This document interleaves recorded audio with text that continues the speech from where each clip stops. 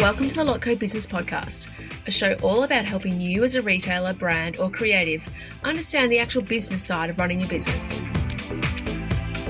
I offer straightforward, practical advice about the nitty-gritty of making money from your creative passion.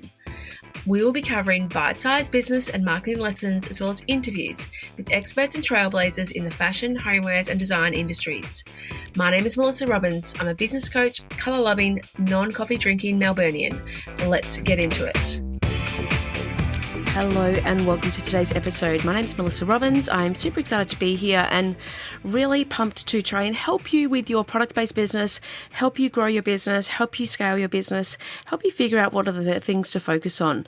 Now, what I wanted to talk about today is 4 things that I think you should be spending time on in this next little bit of time to make sure that you have the best last quarter to your year. So this last period of the year, October, November, December, generally is the peak sales period for product-based businesses.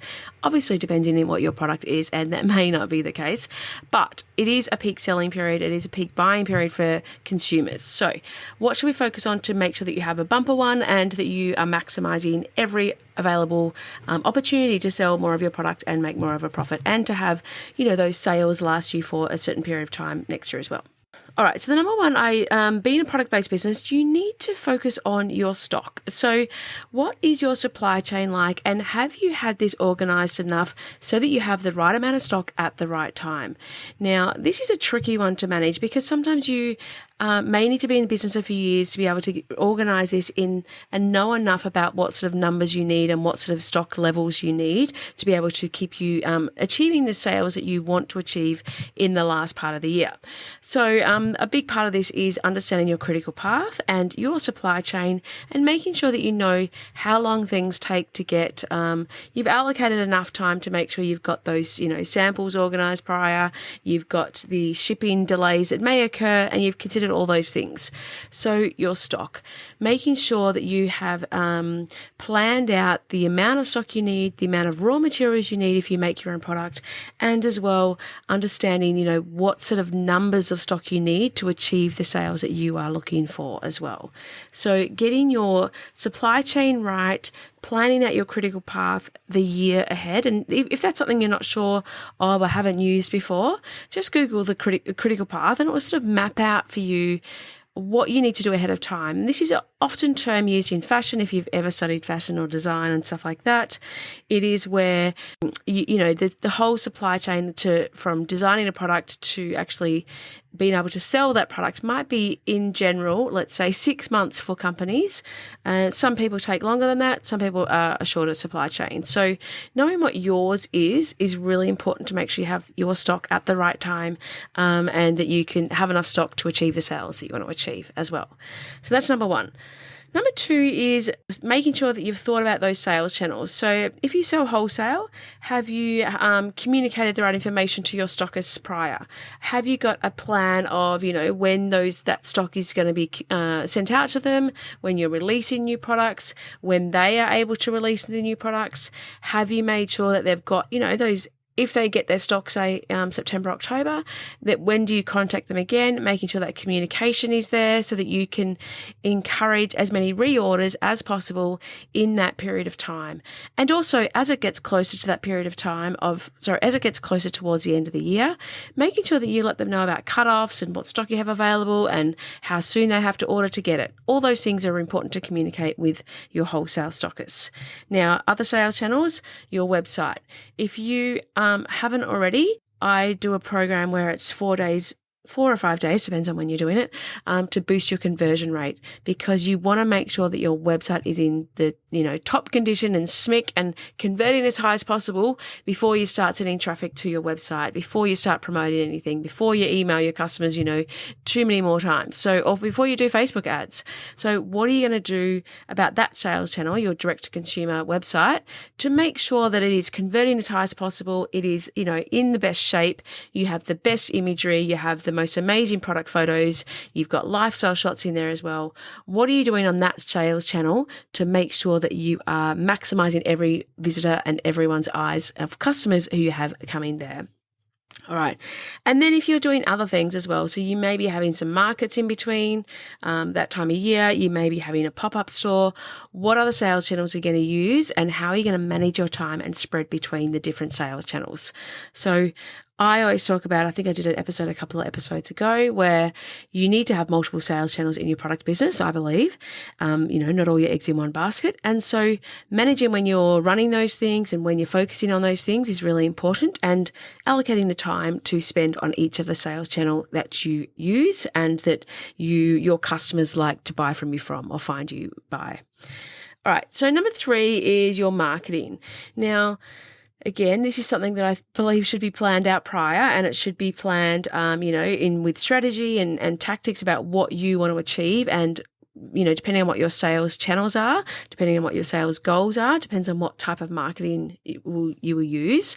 But ideally, you would have it planned out so you knew ahead of time exactly what sort of marketing activities you would be doing in, I would like to say, a year, that you might be, having some idea what you're doing in a year. But let's just say if you're at least doing 3 months, so you would know exactly what you are doing each week in the next 12 weeks, to whether it's a promotion, whether it's a gift with purchase, whether it is a particular email or community building activity you're doing, whether you're at a market, whether you've got new stockists.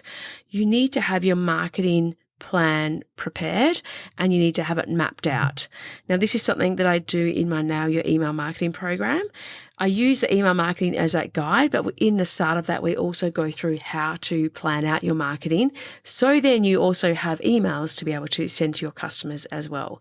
So planning out what your marketing activities are going to be, and then having the activities around those planned as well, in terms of whether it's the emails that you might be sending out, whether it's the graphics you might be using for particular promos, but having a plan for your marketing. I'm going to be running a new workshop in a couple of weeks, which is how to plan a promo, because I'm just one of those things that I see people do it again and again. They might go, I'm going to have a sale. I'm going to, have a Black Friday sale. I'm going to have a end of financial year sale, or I'm going to do a discount, or whatever it might be. Or they're just struggling for sales and they're like, I need to have a sale. So doing it strategically, though, having a plan for it and reusing it again and again, so you have a templated version, but making sure you understand how to run a promotion so that you are maximizing every time you do that sort of thing as well.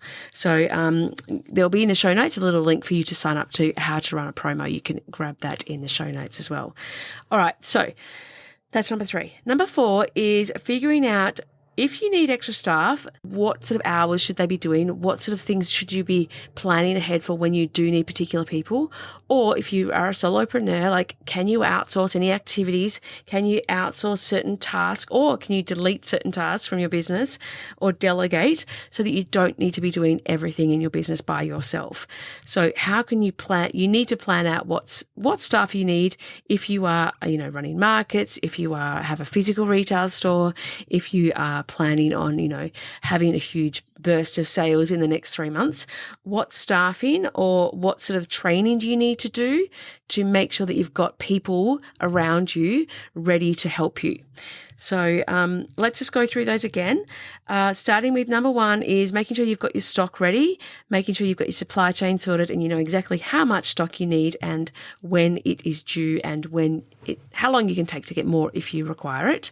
Number 2 is to plan out your sales channels. So understand, what communications needed in each of them, what maybe updates in your imagery are needed in between, and how to maximize, the viewers you have to your website, or, trying to get sell through on all the stockists that you have, how you're going to plan that out.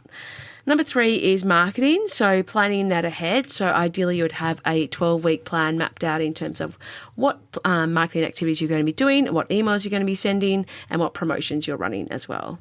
Number 4 is who is going to help you do that. So I've got a great book actually that I've read and love, which is Who Not How. So instead of saying, well, how am I going to do that? Who are you going to actually get to help you do that? So it's one of my favorite books. So Who Not How is the book. So how can you get some who who's in your business who are going to help you with figuring out that how side of things. So don't worry about how you're going to do it, but who are you going to use to help you do it and help you outsource and get stuff done in your business. All right, so they are 4 quick little things that I think you should be focusing on, spending your time focusing on in the next little while to make sure your next quarter of business, your October, November, December in your business is as peak as possible. Now, if you're listening to this at a different time of year, obviously this is something that you can do at any stage, figuring out, where those things are. Do you have the right amount of stock? Are you using the right sales channels? Are you marketing your business and is it planned? And then who's going to help you achieve your goals as well? So I hope that's helped you today, a short little episode, and I look forward to bringing you more next week. Thank you so much for listening to the Lotco Business Podcast. If you enjoyed this episode, please make sure you subscribe to receive future episodes as they are released. And I'd be so grateful for a review on Apple Podcast. If you would like a copy of the show notes or any of the links mentioned today, please jump onto my website at thelotco.com.au/podcast. Have an amazing week, and I look forward to chatting to you again soon.